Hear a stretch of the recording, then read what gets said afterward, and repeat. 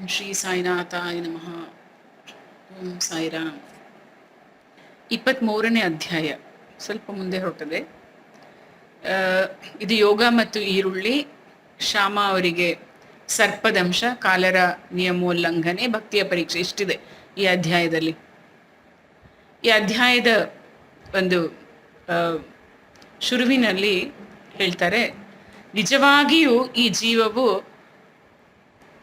ಸತ್ವ, ರಜಸ್ಸು ಮತ್ತು ತಮೋ ಗುಣಗಳಿಗಿಂತ ಮೀರಿದ್ದಾಗಿದೆ.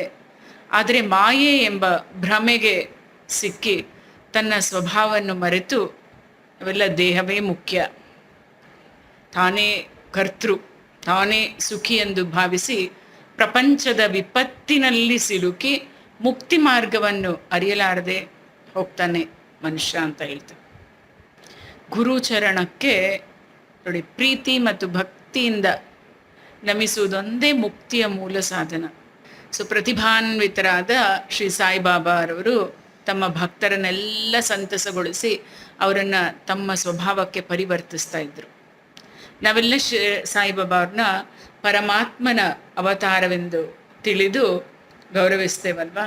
ಆದರೆ ಯಾವಾಗಲೂ ಬಾಬಾ ಏನು ಹೇಳ್ತಾ ಇದ್ರು, ನಾನು ದೇವರ ಸೇವಕ. ಈಗಲೂ ಅಷ್ಟೇ, ಅವರು ಭಕ್ತರ ಸೇವಕ ಅಂತಲೇ ಹೇಳ್ಬಿಡ್ತಾರೆ ಬಾಬಾರವ್ರು. ನೋಡಿ, ದೇವರ ಸೇವಕ ಮತ್ತು ವಿಧೇಯ ಅಂತ ಹೇಳ್ತಾ ಇದ್ರು. ಅವರು ಅವತಾರ ರೂಪಿಗಳಾಗಿ ಜನರಿಗೆ ತಮ್ಮ ತಮ್ಮ ಧರ್ಮಗಳನ್ನು ಚಾಚೂ ತಪ್ಪದೆ ಪಾಲಿಸ್ಕೊಂಡು ಬರಬೇಕಂತ ಹೇಳಿ ಅವರನ್ನು ಸನ್ಮಾರ್ಗ ಪ್ರವರ್ತಕರನ್ನಾಗಿ ಮಾಡಲು ನಿಜವಾಗ್ಲೂ ತುಂಬ ಶ್ರಮಿಸಿದರು. ಈಗಲೂ ಅಷ್ಟೇ, ಯಾರ ಜೊತೆನೂ ಬಾಬಾರವ್ರಿಗೆ ಪೈಪೋಟಿ ಇಲ್ಲ, ಯಾರನ್ನು ಅವರು ನಿಂದಿಸ್ತಾ ಇರಲಿಲ್ಲ. ಸಕಲ ಚರಾಚರಗಳಲ್ಲಿ ಪರಮಾತ್ಮನನ್ನು ಕಂಡು ಅವರಲ್ಲಿ ವಿನಯ, ಸಕಲ ಚರಾಚರಗಳಲ್ಲಿ ಪರಮಾತ್ಮನನ್ನು ಕಂಡು ಅವರಲ್ಲಿ ವಿನಯ ನಮ್ರತೆಗಳಿದ್ವು. ಅವತ್ತೊಂದು ಹಾಡು ಹೇಳಿದ್ವಲ್ಲ ನಾವು, ಎಲ್ಲದರಲ್ಲೂ ಪರಮಾತ್ಮ ಅಂತ. ಆ ಥರ ಬಾಬಾರವ್ರು ನೋಡಿ, ಸಕಲ ಚರಾಚರಗಳಲ್ಲಿ ಪರಮಾತ್ಮನನ್ನು ಕಂಡು ಅವರಲ್ಲಿ ವಿನಯ ನಮ್ರತೆಗಳಿದ್ವು.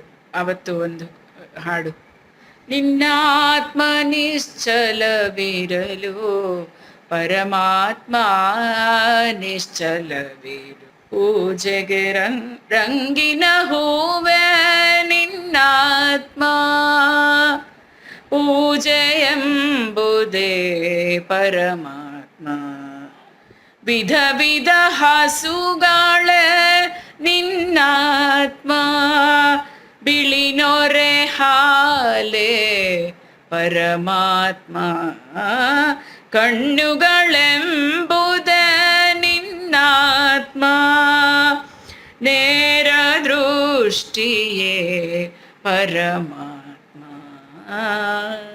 ಸಕಲ ಚರಾಚರಗಳಲ್ಲಿ ಪರಮಾತ್ಮನನ್ನು ಕಂಡ್ರು ಸಾಯಿಬಾಬಾವರು.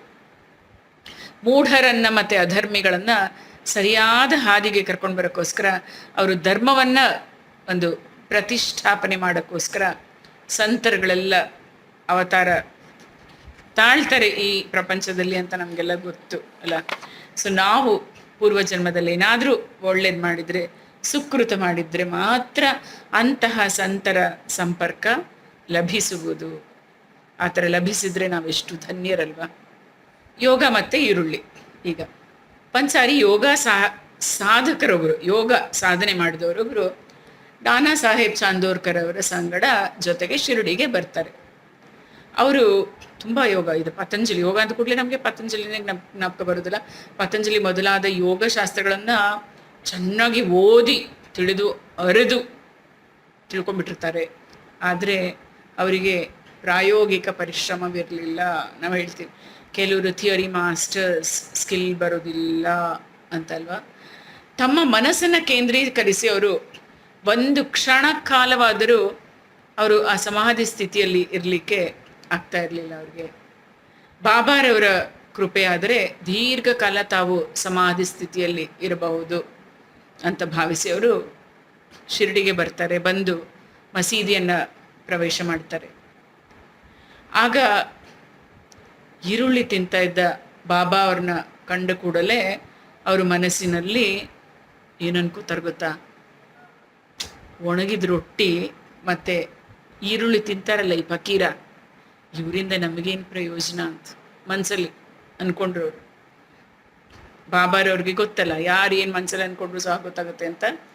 ಇಲ್ಲಿ ಬಂದಿದ್ದಾರಲ್ಲ ಯೋಗ ಪಂಡಿತರು, ಈ ಗೃಹಸ್ಥರು, ಅವರ ಇಂಗಿತವನ್ನು ಕಾಕಾ ಸಾಹೇಬ್ರಿಗೆ ಸಾಯಿಬಾಬಾ ಆ ಗೃಹಸ್ಥರ ಇಂಗಿತವನ್ನು ಕಾಕಾ ಸಾಹೇಬ್ರಿಗೆ ಹೇಳ್ತಾರೆ.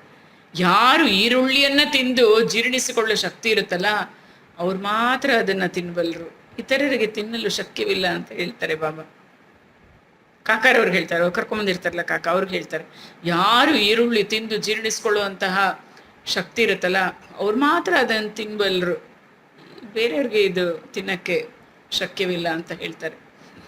ಅದು ಹೇಳಿದ ತಕ್ಷಣ ಯೋಗ ಸಾಧಕರು ಬಂದಿದ್ರಲ್ಲ ಜೊತೆಗೆ, ಆಶ್ಚರ್ಯ ಆಗ್ಬಿಡುತ್ತೆ ಅವ್ರಿಗೆ. ಇದೇನಿದು ಬಾಬಾ ಹಿಂಗೆ ಹೇಳ್ತಾ ಇದ್ದಾರೆ ಅಂತ. ತಕ್ಷಣ ಟಕ್ ಅಂತ ಬಾಬಾರವ್ರ ಕಾಲಿಗೆ ಬಿದ್ದು ಶರಣು ಬಾಬಾ ಅಂತ ಹೇಳಿದ್ರು. ಆಮೇಲಿಂದ ನಂತರ ಪರಿಶುದ್ಧವಾದ ಮನಸ್ಸಿನಿಂದ ತಮ್ಮ ಕಷ್ಟಗಳನ್ನೆಲ್ಲನೂ ಅವರು ಬಾಬಾ ಅವ್ರಿಗೆ ಹೇಳಿ ಅವರಿಂದ ಒಂದು ಸಮಂಜಸವಾದ ಉತ್ತರ ಸಿಗತ್ತಲ್ಲ, ಉತ್ತರ ಪಡ್ಕೊಂಡ್ರು. ಈ ರೀತಿ ತೃಪ್ತಿಯಾಗಿ ಆಶೀರ್ವಾದ ಪಡೆದು ಆಮೇಲಿಂದ ಬಾಬಾ ಏನು ಕೊಡ್ತಾರೆ, ಪ್ರಸಾದ ಅಂದರೆ ಉದಿ ಕೊಡ್ತಾರಲ್ಲ, ಅವರು ಧ್ವನಿ ಉರಿತಾ ಇರುತ್ತಲ್ಲ ಅದರಿಂದ ಉದಿ ಕೊಡ್ತಾರೆ, ಹಚ್ಕೊಂಡು ಶಿರಡಿಯಿಂದ ಹೋಗ್ತಾರವ್ರು. ನೆಕ್ಸ್ಟು ಶ್ಯಾಮ ಇರ್ತಾರಲ್ಲ ಬಾಬಾ ಅವ್ರ ಜೊತೆಗೆ. ಹಿಂದಿನ ಅಧ್ಯಾಯ ಆಮೇಲೆ ಹೇಳ್ತೀನಿ ನಾನು, ಹೇಗೆ ಬಾಬಾ ಅವರು ಅನಾಹುತಗಳನ್ನೆಲ್ಲ ನಿರೀಕ್ಷಿಸ್ತಾ ಇದ್ರು ಮತ್ತೆ ಕಾಪಾಡ್ತಾರೆ ಎಲ್ಲರನ್ನೂ ಹೇಗೆ ಅಂತ. ಅದಕ್ಕಿಂತ ಒಂದು ಅದ್ಭುತವಾದ ಕತೆ. ಈಗ ಒಂದಿನ ಶ್ಯಾಮ ಅವರು ಹಾವಿಂದ ಕಚ್ಚಿಸ್ಕೊಂಡ್ಬಿಡ್ತಾರೆ. ಎಂಥ ಹಾವದು, ಫುಲ್ಲು ವಿಷ ಇರೋದು, ಪಾಯ್ಸನಸ್ ಸ್ನೇಕ್ ಕಚ್ಚಿಸ್ಕೊಂಡ್ಬಿಟ್ರು.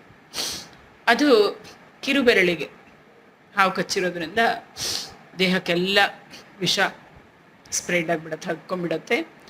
ಅವ್ರಿಗೆ ತುಂಬ ಯಾತನೆ ಆಗುತ್ತೆ. ಬದುಕು ಉಳಿತೀನಿ ಅಂತ ಹೇಳಿಬಿಟ್ಟು ಭರವಸೆ ಇರೋದಿಲ್ಲ ಅವರಿಗೆ. ಅವರು ಸ್ನೇಹಿತರೆಲ್ಲ ಎಂದಿನಂತೆ ಅವರನ್ನು ವಿಠೋಬ ದೇವಸ್ಥಾನಕ್ಕೆ ಕರ್ಕೊಂಡು ಹೋಗಬೇಕು ಅಂತ ಇದ್ದರು.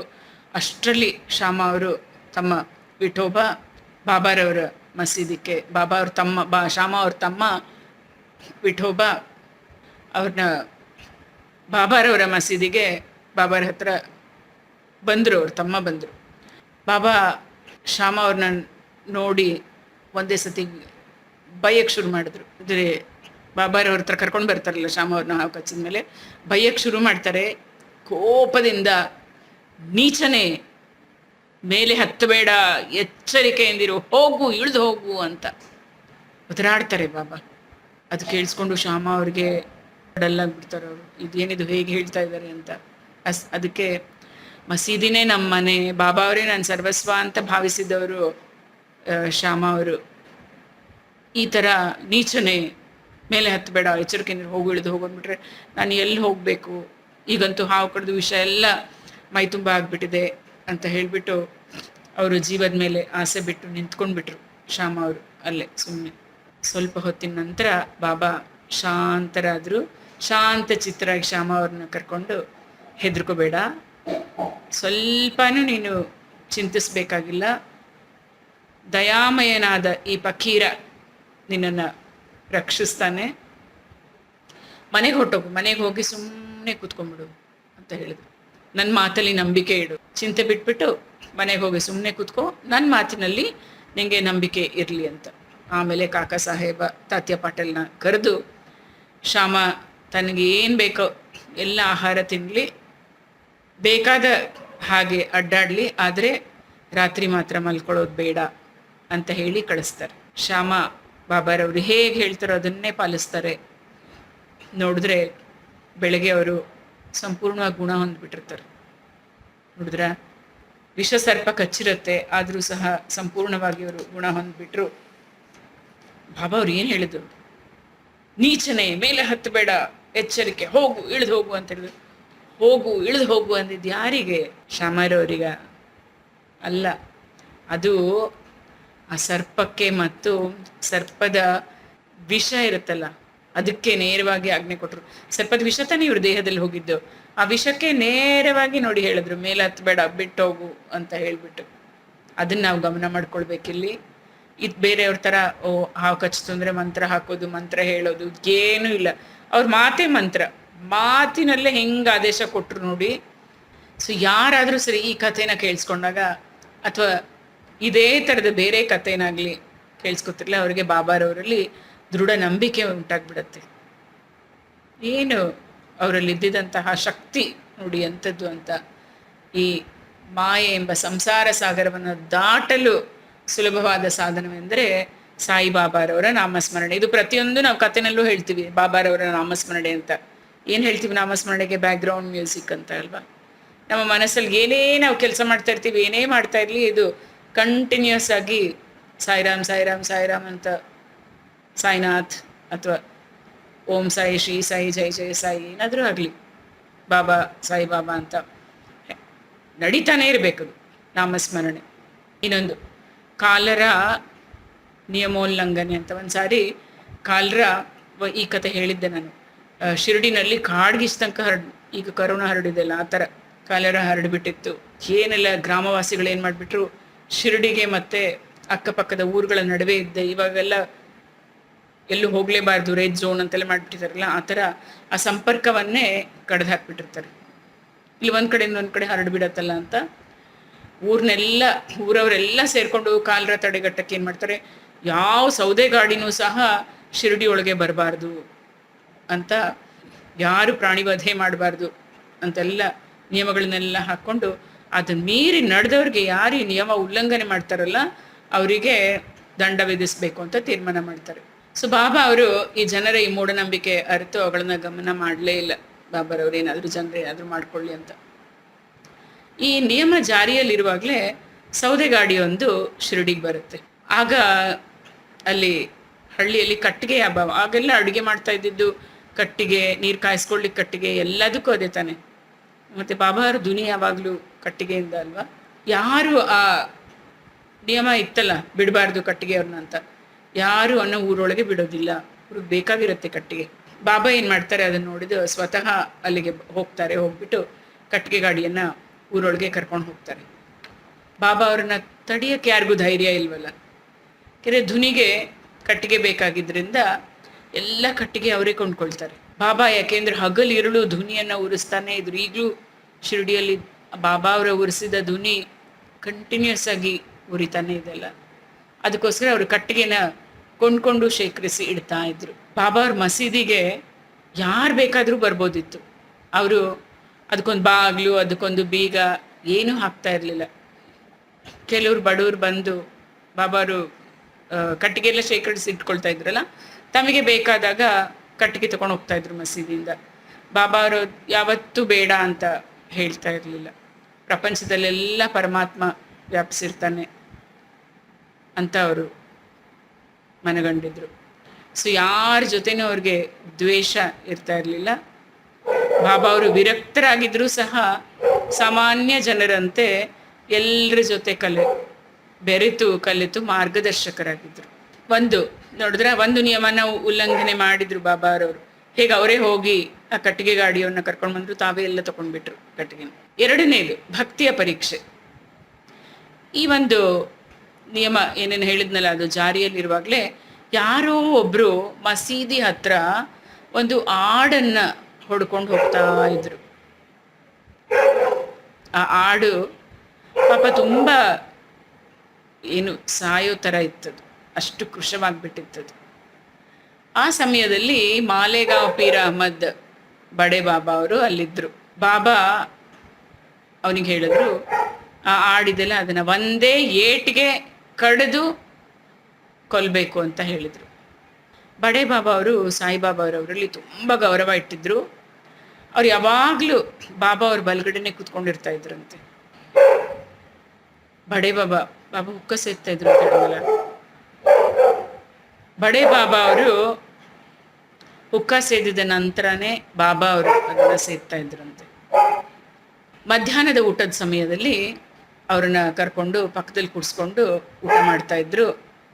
ಬಾಬಾ ಅವರು ತಾವು ಪಡೆದ ದಕ್ಷಿಣೆ ಸಿಕ್ಕಿರುತ್ತಲ್ಲ ಅದರಿಂದ ಪ್ರತಿದಿನ ಒಂದು 50 ರೂಪಾಯಿ ಇವ್ರು ಕೊಡ್ತಾ ಇದ್ರಂತೆ. ಆಮೇಲೆ ಬಡೆ ಬಾಬಾ ಮಸೀದಿಯಿಂದ ಹೋಗುವಾಗ ಸ್ವಲ್ಪ ದೂರ ಅವ್ರ ಜೊತೆ ಹೋಗಿ ಅವ್ರನ್ನ ಬಿಟ್ಬಿಟ್ಟು ಬರ್ತಾಯಿದ್ರು. ಮುಂಚೆ ಎಲ್ಲ ಅಷ್ಟೇ ನೋಡಿ, ಮನೆಗೆ ಯಾರು ಬಂದರೂ ಅಲ್ಲಿ ತನಕ ಹೋಗಿ ಅವ್ರನ್ನ ಕಳಿಸಿ ಬರೋದು ಇದೆಲ್ಲ ಇತ್ತಲ್ಲ. ನೋಡಿ ಸ್ವತಃ ಬಾಬಾರವರೇ ಅದು ಮಾಡ್ತಾಯಿದ್ರು. ಅಂದರೆ ಬಾಬಾರವ್ರಿಗೆ ಅವ್ರ ಮೇಲೆ ಎಷ್ಟು ಪ್ರೀತಿ, ವಿಶ್ವಾಸ, ಆದರ ಅಂತ. ಸೊ ಬಾಬಾ ಅವರು ಆ ಆಡನ್ನು ಒಂದೇ ಏಟಿಗೆ ಕಟ್ ಮಾಡಬೇಕು ಅಂತ ಹೇಳಿದ್ರಲ್ಲ, ಅದನ್ನು ಕೇಳಿ ಅವರು ಕಾರಣ ಇಲ್ಲದೆ ಅದನ್ನು ಯಾಕೆ ವಧಿಸಬೇಕು ಬಾಬಾ ಅಂತ ಕೇಳಿದ್ರು. ಬೇಡ ಕಟ್ ಮಾಡೋದು ಅಂತ. ಆಮೇಲೆ ಬಾಬಾ ಅವರು ಶ್ಯಾಮಗೆ ಹೇಳಿದ್ರು.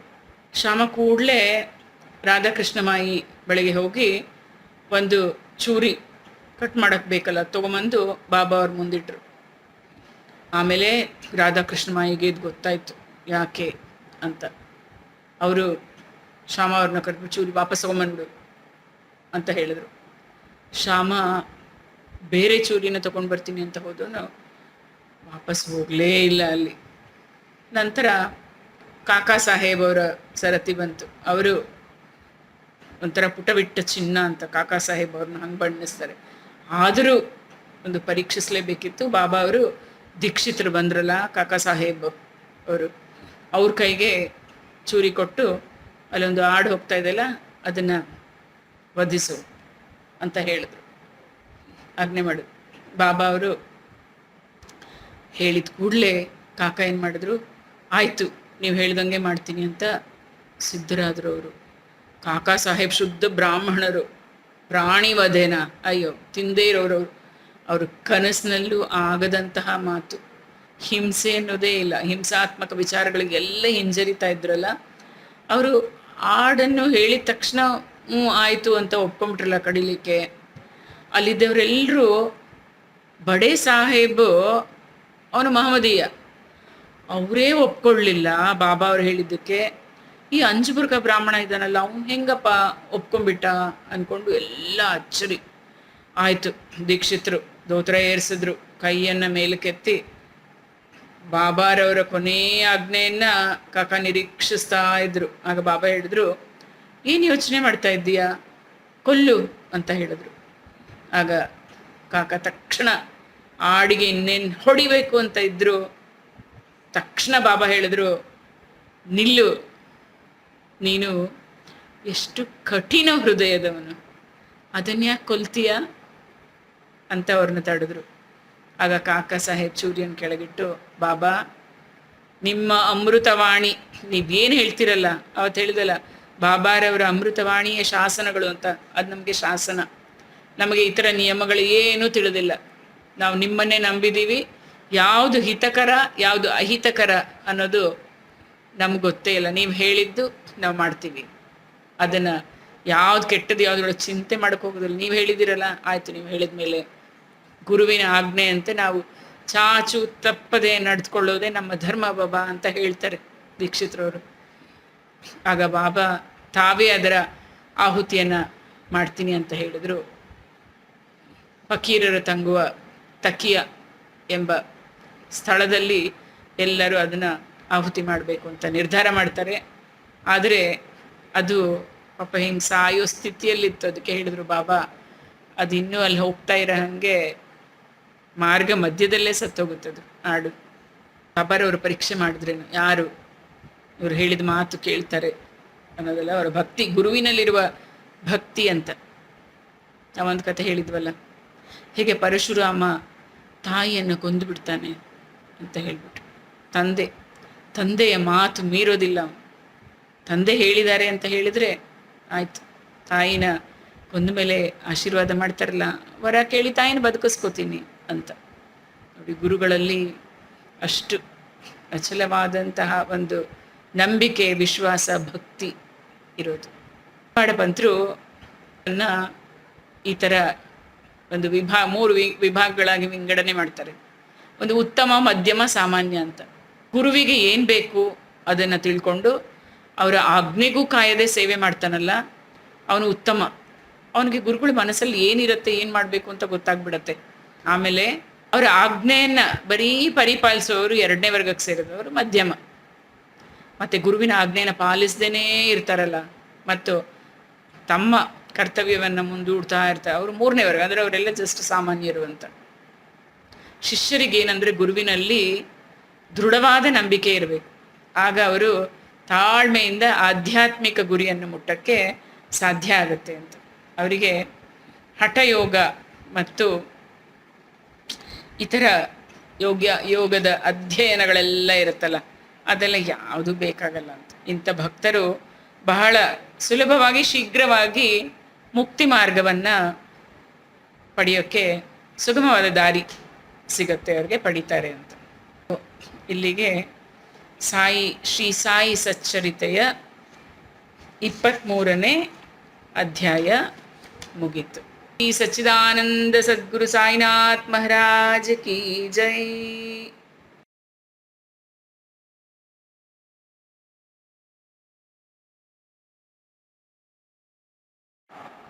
ಈಗ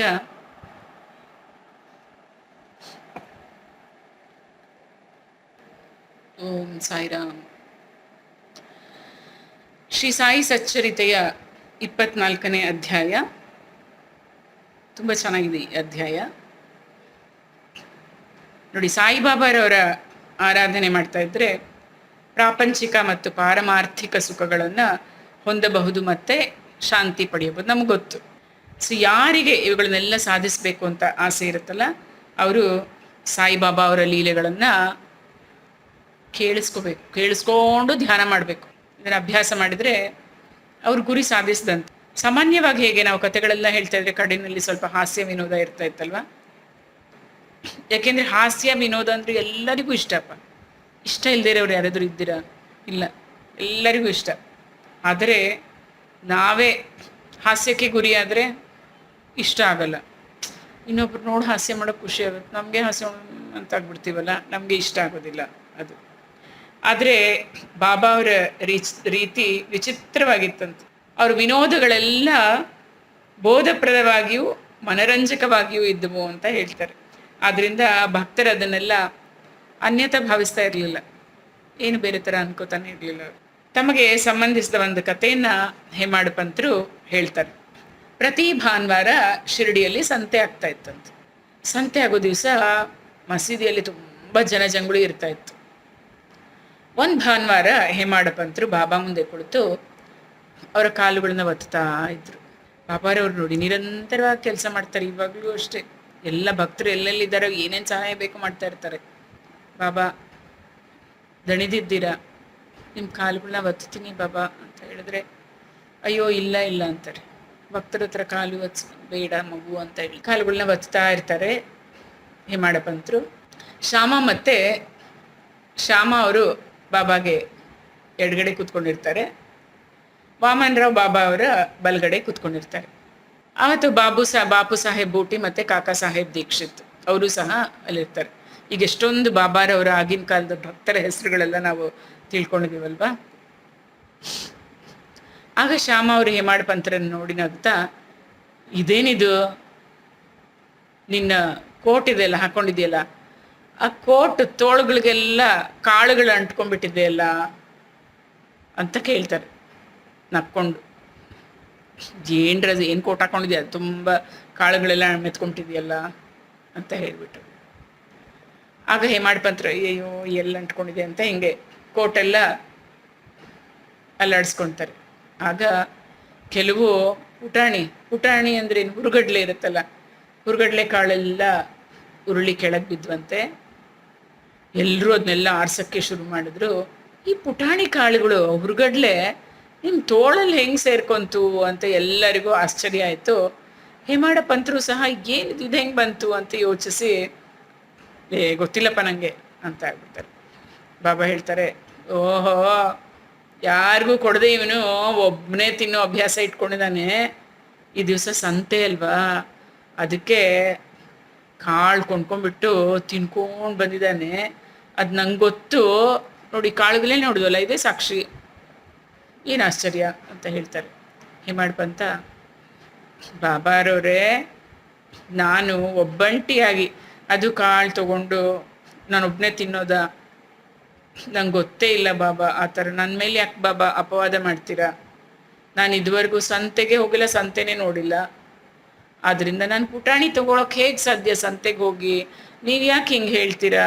ಪುಟಾಣಿಗೆ ಸಂತೆನೇ ಗೊತ್ತಿಲ್ಲ, ಸಂತೆಗೆ ಹೋಗಿಲ್ಲ, ಪುಟಾಣಿನೇ ತಂದಿಲ್ಲ ಅಂತ ಹೇಳಿದ್ಮೇಲೆ ನಾನೊಬ್ಬನೇ ಹೇಗೆ ತಿಂತೀನಿ ಬಾಬಾ? ತಂದಿದ್ರೆ ನಾನು ನನ್ನ ಜೊತೆ ಇರೋರಿಗೆಲ್ಲ ಹಂಚಿ ತಿಂತಾ ಇದ್ದೆ, ಹಂಚದೆ ನಾನೇನು ತಿನ್ನೋದಿಲ್ಲ ಅಲ್ವಾ ಅಂತ ಬಾಬಾರವ್ರಿಗೆ ಹೇಳ್ತಾನೆ. ಬಾಬಾ ಹೇಳ್ತಾರೆ, ಹೌದು ನೀನು ನಿನ್ನ ಜೊತೆ ಇರೋರಿಗೆಲ್ಲ ಹಂಚಿ ತಿಂತೀಯ ಅಂತ ಸರಿ, ಯಾರು ನಿನ್ನ ಸಮೀಪದಲ್ಲಿ ಇಲ್ಲದೆ ಹೋದ್ರೆ ಏನು ಮಾಡ್ತಾ ಇದ್ದೆ? ಎಲ್ರಿಗೂ ಏನೋ ಹಂಚ್ತೀಯಪ್ಪ, ಆದರೆ ನೀನು ತೊಗೊಂಡೋಗಿ ನಿನ್ನ ಜೊತೆ ಯಾರು ಇಲ್ಲಾಂದ್ರೆ ಏನು ಮಾಡ್ತಾ ಇದ್ದೆ ನೀನು? ನನ್ನೇನಾದರೂ ಜ್ಞಾಪಕ ಮಾಡ್ಕೋತೀಯಾ? ನಂಗೇನಾದರೂ ಕೊಡ್ತೀಯಾ ಅಂತ ಕೇಳ್ತಾರೆ. ನೋಡಿ ಎಷ್ಟು ಚೆನ್ನಾಗಿ ಮಗು ಥರ ಬಾಬಾ ಅಲ್ವಾ? ಇದರಿಂದ ಬಾಬಾ ಯಾವ ನೀತಿಯನ್ನು ಹೇಳಿದ್ದಾರೆ ನೋಡ್ಕೊಳ್ಳೋಣ. ನೋಡಿ, ನಮ್ಮ ಇಂದ್ರಿಯಗಳು ಅಂದರೆ ನಾವು ವಿಷಯಗಳು ಸಂತೋಷ ಪಡೋ ಮುನ್ನ ನಾವು ಪರಮಾತ್ಮನನ್ನು ಸ್ಮರಿಸಬೇಕು ಅಲ್ವಾ? ಒಳ್ಳೆ ಅಡುಗೆ ಮಾಡಿರ್ತೀವಿ, ಭಗವಂತನಿಗೆ ಅರ್ಪಿಸ್ಬೇಕು.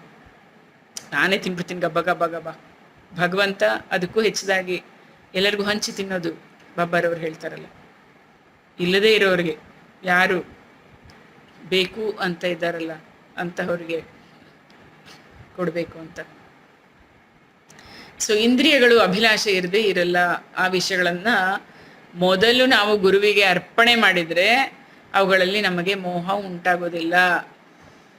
ಈ ರೀತಿ ಆಸೆ, ಕೃಪಣತೆ, ಕೋಪ ಎಂಬ ವೃತ್ತಿಗಳನ್ನು ಮೊದಲು ಗುರುವಿಗೆ ಅರ್ಪಿಸಿದ್ರೆ ದೇವರು ನಮಗೆ ಸಹಾಯವೆಸಗ್ತಾನೆ ಅಂತ ಹೇಳ್ತಾರೆ. ವಿಷಯವನ್ನು ಭೋಗಿಸುವ ಮೊದಲೇ ನಮ್ಮ ಹತ್ತಿರವೇ ಇರುವ ಬಾಬಾ ಅವರನ್ನು ಸ್ಮರಿಸಿದರೆ ವಿಷಯವು ಭೋಗ್ಯಾರ್ಹವಲ್ಲದೆ ಅದನ್ನು ತಿರಸ್ಕರಿಸುವ ಪರಿಜ್ಞಾನ ಉಂಟಾಗುವುದು. ಆವಾಗ ನಮಗೆ ಕೆಟ್ಟ ಭಾವನೆಗಳೆಲ್ಲ ದೂರವಾಗಿ ಶಾಂತಿ ದೊರೆಯುತ್ತೆ ಅಂತ. ಏನನ್ನೇ ಆಗಲಿ, ಜ್ಞಾನ ಉದಯವಾದರೆ ಈ ದೇಹ ಸ್ಮೃತಿ ಎಂಬ ಬಂಧನದಿಂದ ಮುಕ್ತವಾಗಿ ನಮ್ಮ ಬುದ್ಧಿಯು ಚೈತನ್ಯ ಸ್ಮೃತಿಯಲ್ಲಿ ಲೀನವಾಗುತ್ತದೆ. ಆಗ ನಾವು ಹರ್ಷ ಮತ್ತು ತೃಪ್ತಿಯನ್ನ ಪಡಿತೀವಿ. ಗುರುವಿನಲ್ಲಿ ಪ್ರೀತಿ ಬೇಕು ಫಸ್ಟ್. ಗುರುವಿಗೂ ಪರಮಾತ್ಮನಿಗೂ ವ್ಯತ್ಯಾಸ ಕಂಡು ಬರಲ್ಲ ಅಂತ ಹೀಗೆ ಮಾಡಿದ್ರೆ. ಆದ್ದರಿಂದ ಈ ಭೇದ ಭಾವ ನಾವು ಬದಿಗಿಟ್ಟು ದೇವರು ಮತ್ತು ಗುರು ಇಬ್ರು ಒಂದೇ, ದೇವರು ಮತ್ತು ಗುರು ಇಬ್ರು ಒಂದೇ ಎಂಬ ಭಾವನೆಯಿಂದ ಮೇಲೆ ಹೇಳಿದ ರೀತಿ ನಾವು ಗುರುವಿನ ಸೇವೆಯನ್ನು ಮಾಡಿದರೆ ಪರಮಾತ್ಮ ಮೆಚ್ಚಿ ನಮಗೆ ಆತ್ಮಜ್ಞಾನವನ್ನು ದಯಪಾಲಿಸ್ತಾನೆ. ನೋಡ್ದ್ಯಾ, ಯಾರು ಇಲ್ಲ ಅಂತ ಹೇಳಿದ್ರೆ ಅವಾಗ ನನ್ನ ನೆನೆಸ್ಕೊಂಡ್ಯಾ ಅಂತ ಕೇಳಿದ್ರಲ್ಲ ಬಾಬಾರವರು, ನೀನೊಬ್ಬನೇ ತಿನ್ಬಿಡ್ತಾ ಇದ್ಯಾ ಅಷ್ಟೆ. ಗುರುವಿಗೂ ದೇವರಿಗೂ ವ್ಯತ್ಯಾಸವಿಲ್ಲ. ಅದಕ್ಕೆ ಯಾವ ವಸ್ತುವನ್ನು ಗುರುವಿನ ಸ್ಮರಣೆ ಇಲ್ಲದೆ ಇಂದ್ರಿಯಗಳಿಗೆ ಅರ್ಪಿಸಬಾರದು. ಈ ಮನಸ್ಸು ಈ ರೀತಿ ತಯಾರಾದರೆ ನಮಗೆ ಯಾವಾಗಲೂ ಬಾಬಾರವರ ನೆನಪು ಬಂದು ನಮ್ಮ ಧ್ಯಾನ ಶೀಘ್ರವಾಗಿ ಬೆಳೆಯುತ್ತೆ. ಬಾಬಾರವರ ಸುಗುಣ ರೂಪವು ನಮ್ಮದೇ ಆಗುವುದು. ಈ ರೀತಿ ಬಾಬಾ ಅವರ ರೂಪವನ್ನು ನಮ್ಮ ಮಾನಸಿಕ ದೃಷ್ಟಿಯಲ್ಲಿ ನೆಲೆಗೊಳಿಸಿದಾಗ ನಮಗೆ ಹಸಿವು, ತೃಷೆ, ಸಂಸಾರ ಸುಖ ಎಲ್ಲ ಮಾಯವಾಗಿ ಶಾಂತತೆ, ಪ್ರಶಾಂತತೆ, ಶಾಂತಿ ಲಭಿಸುತ್ತದೆ ನಮಗೆ. ಈ ಮೇಲಿನ ಕತೆ ಹೇಳ್ತಾ ಇರುವಾಗ ಹೇಮಾಡ ಪಂತರಿಗೆ ಇದೇ ನೀತಿನ ರೂಪಿಸಿದಂತಹ ಸುಧಾಮನ ಕತೆ ನೆನಪಿಗೆ ಬಂದು ಅದನ್ನು ಹೇಳ್ತಾರೆ. ಗೊತ್ತಲ್ಲ ನಮಗೆ ಸುಧಾಮನ ಕತೆ. ಕೃಷ್ಣ ಮತ್ತು ಅವನ ಅಣ್ಣ ಬಲರಾಮ ತಮ್ಮ ಸಹ ವಿದ್ಯಾರ್ಥಿ ಯಾರು ಸುಧಾಮನೊಡನೆ ಸಂದೀಪಿನಿ ಅಂತ ಗುರುವಿನ ಹತ್ರ ಆಶ್ರಮದಲ್ಲಿರ್ತಾರೆ. ಕೃಷ್ಣ ಬಲರಾಮರು ಒಂದಿನ ಸೌದೆ ತಗೊಂಡು ಬರೋಕ್ಕೆ ಕಾಡಿಗೆ ಹೋಗ್ತಾರೆ. ಆಗ ಋಷಿ ಪತ್ನಿ ಏನು ಮಾಡಿರ್ತಾಳೆ, ಮೂವರಿಗೂ ಸಾಕಾಗುವಷ್ಟು ಕಡಲೆ ಕೊಟ್ಟು ಸುಧಾಮನ್ನ ಆಮೇಲೆ ಕಳಿಸಿರ್ತಾಳೆ. ಕೃಷ್ಣ ಸುಧಾಮನನ್ನು ಕಾಡಿನಲ್ಲಿ ಭೇಟಿಯಾಗಿ, ದಾದಾ ಬಹಳ ಬಾಯಾರಿಕೆ ಆಗಿದೆ, ನನಗೆ ನೀರು ಬೇಕು ಅಂತಾನೆ. ಆಗ ಸುಧಾಮ ಹೇಳ್ತಾನೆ, ಹೊಟ್ಟೆ ಖಾಲಿಯಾಗಿದೆಲ್ಲ, ಬರಿದಾಗಿದೆಲ್ಲ, ಏನು ತಿಂದಿಲ್ಲಲ್ಲ, ಆ ಥರ ಹೊಟ್ಟೆ ಬರಿದಾಗಿರುವಾಗ ನೀರು ಕುಡಿಬಾರ್ದು, ಸ್ವಲ್ಪ ಹೊತ್ತು ರೆಸ್ಟ್ ತಗೋ ಅಂತ ಸುಧಾಮ ನಾನು ಕಡಲೆ ತಂದಿದ್ದೀನಿ ತಗೋ ಅಂತ ಅವ್ನು ಹೇಳಲೇ ಇಲ್ಲ. ಫಸ್ಟ್ ಏನು ಕೃಷ್ಣ ಬಲರಾಮ ಕಾಡಿಗೆ ಹೋಗ್ಬಿಟ್ಟಿರ್ತಾರೆ, ಆಮೇಲಿಂದ ಮೂವರೆಗೂ ಆಗೋಷ್ಟು ಕಡಲೆನ ಸುಧಾಮಂಗೆ ಕೊಟ್ಟು ಋಷಿ ಪತ್ನಿ ಆಮೇಲೆ ಕಳಿಸಿರೋದಲ್ವಾ. ಖಾಲಿ ಹೊಟ್ಟೆ ಇರುವಾಗ ನೀರು ಕುಡಿಬಾರ್ದು ಕೃಷ್ಣ ಅಂತ ಹೇಳ್ಬಿಟ್ನಲ್ಲ ಬಲರಾಮ, ಸಾರಿ ಇವನು ಯಾರು ಸುಧಾಮ, ನನ್ನ ಹತ್ರ ಕಡಲೆ ಇದೆ ತಿನ್ನು ಅಂತ ಹೇಳಲೇ ಇಲ್ವಲ್ಲ. ಕೃಷ್ಣ ಪಾಪ ಆಯಾಸ ಆಗಿದ್ರಿಂದ ಸುಧಾಮನ್ ತೊಡೆ ಮೇಲೆ ಮಲ್ಕೊಂಡ. ಇದನ್ನು ನೋಡಿದ ಸುಧಾಮ ಏನು ಮಾಡ್ದ, ಆಮೇಲೆ ಕಡಲೆ ತಿನ್ನೋಕೆ ಶುರು ಮಾಡ್ದ. ಕೃಷ್ಣ ಎಚ್ಚರಿಕೆ ಆಯಿತು.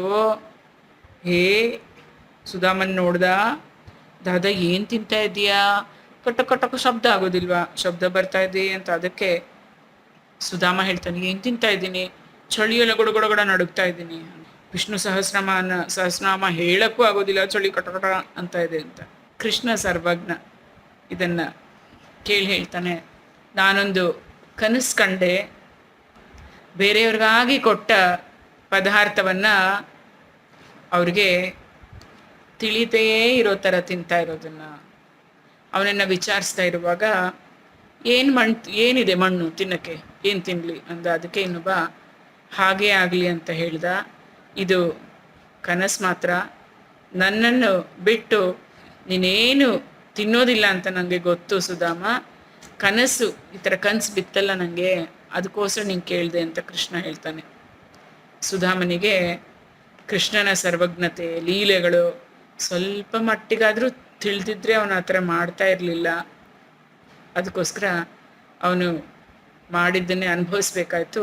ಅವನು ಕೃಷ್ಣನ ಸ್ನೇಹಿತನಾಗಿದ್ರೂ ಸಹ ಜೀವಮಾನದಲ್ಲಿ ಅವನು ಕಡು ಬಡತನದಿಂದಲೇ ಇದ್ದ ಅಲ್ಲ.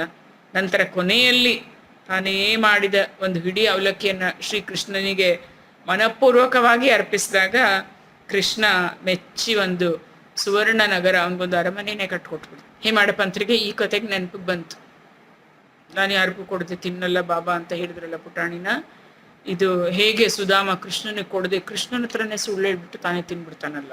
ಅಣ್ಣ ಚಿಂಚಣೀಕರ್ ಮತ್ತೆ ಮಾವಸಿಬಾಯಿ. ಬಾಬಾ ಅವರು ಶಾಂತಿ ದೂತರ ಪಾತ್ರವನ್ನು ವಹಿಸಿದ ಸರಸ ಘಟನೆಯನ್ನು ಹೇಮಾಡಪಂತರು ಬಹಳ ಚೆನ್ನಾಗಿ ವಿವರಣೆ ಕೊಡ್ತಾರೆ. ಒಬ್ಬ ಭಕ್ತ ಇರ್ತಾನೆ, ಅವನ ಹೆಸರು ಅಣ್ಣ ಚಿಂಚಣೀಕರ್, ದಾಮೋದರ್ ಬಾಬರೆ ಅಂತ ಭಕ್ತ. ಅವನು ಬಹಳ ನಿಷ್ಠುರವಾದಿ, ಯಾರಿಗೂ ಹೆದರ್ಕೋತಾ ಇರಲಿಲ್ಲ, ಎಲ್ಲ ವ್ಯವಹಾರಗಳನ್ನು ಚೊಕ್ಕಟವಾಗಿ ಇಟ್ಕೊಂಡಿದ್ದ.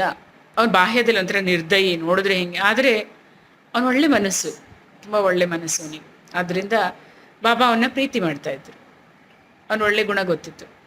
ಒಂದಿನ ಎಲ್ಲರೂ ತಮ್ಮದೇ ಆದ ರೀತಿಯಲ್ಲಿ ಬಾಬಾರವರಿಗೆ ಸೇವೆ ಮಾಡ್ತಾ ಇರ್ತಾರೆ. ಇವರು ಚಿಂಚಣಿಕರಿದ್ರಲ್ಲ, ಬಾಬಾ ಅವರ ಎಡಗೈನ ತಿಕ್ತಾ ಇರ್ತಾರೆ, ಬಲಗೈನ ವೇಣುಬಾಯಿ ಕೌಜಲಿಗೆ ಅಂತ. ಎಲ್ಲ ತುಂಬ ಜನ ಅವ್ರನ್ನ ಬಾಬಾ ಅವರ ತಾಯಿ ಅಂತ, ಕೆಲವರು ಮಾವಸಿಬಾಯಿ ಅಂತಲೂ ಕರಿತಾ ಇದ್ರು. ಅವಳು ಬಲಗೈ ತಿಕ್ತಾ ಇರ್ತಾಳೆ. ಅವಳು ಪರಿಶುದ್ಧವಾದ ಆತ್ಮ ಆಕೆದು.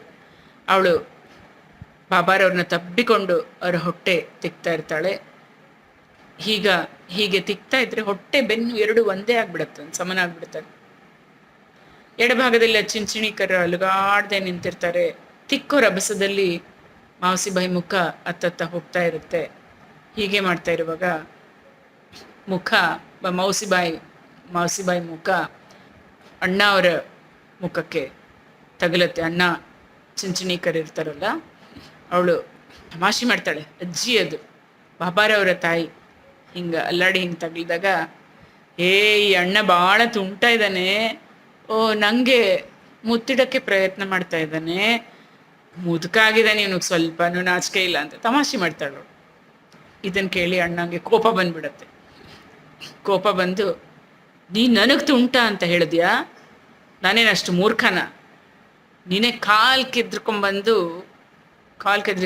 ಜಗಳ ಆಡ್ತಾ ಇದೆಯಲ್ಲ ಅಂತಾನೆ. ಅಲ್ಲಿರೋರೆಲ್ಲ ತಮಾಷೆ ಅಲ್ವಾ ಇದು, ಮಜಾ, ಖುಷಿಯಾಗಿ ಈ ಹಾಸ್ಯನ ನೋಡಿ ಆನಂದಿಸ್ತಾ ಇರ್ತಾರೆ. ಬಾಬಾ ಮಾತ್ರ ಇವರಿಬ್ಬರನ್ನೂ ಒಂದೇ ಸಮಭಾವದಿಂದ ನೋಡ್ತಾ ಇರ್ತಾರಲ್ಲ, ಇಬ್ಬರನ್ನ ಸಮಾಧಾನ ಪಡಿಸೋಕ್ಕೆ ನೋಡ್ತಾರೆ.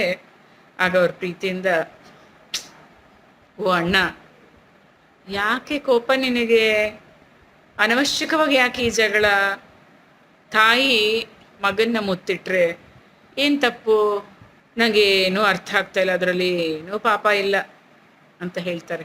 ಕೇಳಿದ ತಕ್ಷಣ ಇಬ್ಬರಿಗೂ ಒಂದೇ ನಿಮಿಷ ಠಾಕ್ ಅಂತ ಆ ಒಂದು ಇದರಲ್ಲಿ ಕೋಪ ತಾಪ ಏನಿತ್ತಲ್ಲ, ಜಗಳ ಎಲ್ಲ ಹೊಟ್ಟೋದು. ಎಷ್ಟು ಸಮನಾದ ಒಂದು ಆ ಸಮಾಧಾನದ ಭಾವ ಇರುತ್ತಲ್ಲ, ಸಮಾಧಾನ ಆಗ್ಬಿಡ್ತಾರೆ.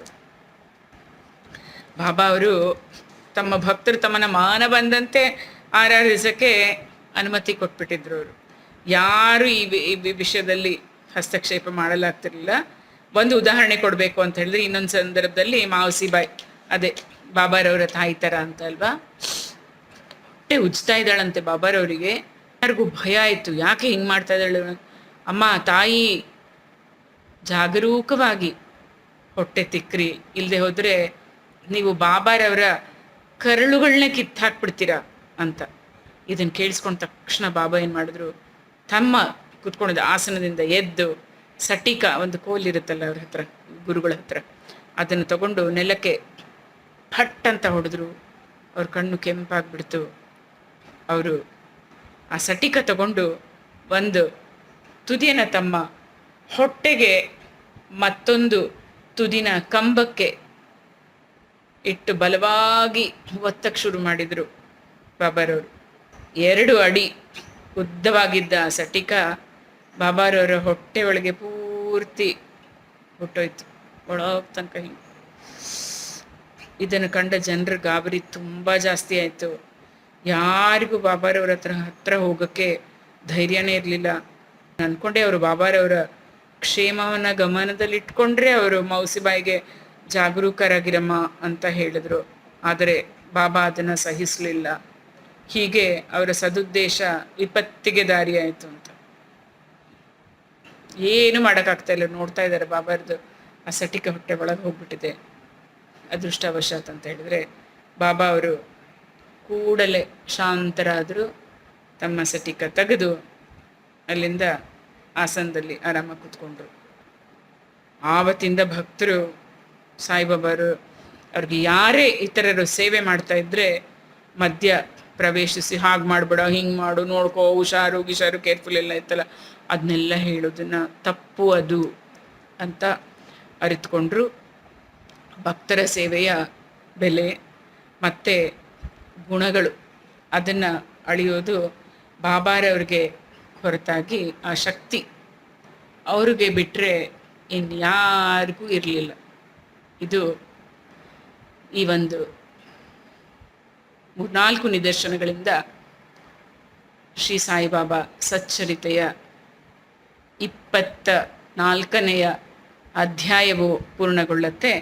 ಇವತ್ತು 23 ಮತ್ತು 24ನೆಯ ಅಧ್ಯಾಯವನ್ನು ಪೂರ್ಣಗೊಳಿಸಿದ್ದೇವೆ. ಸಾಯಿ ಪ್ರಣಾಮ.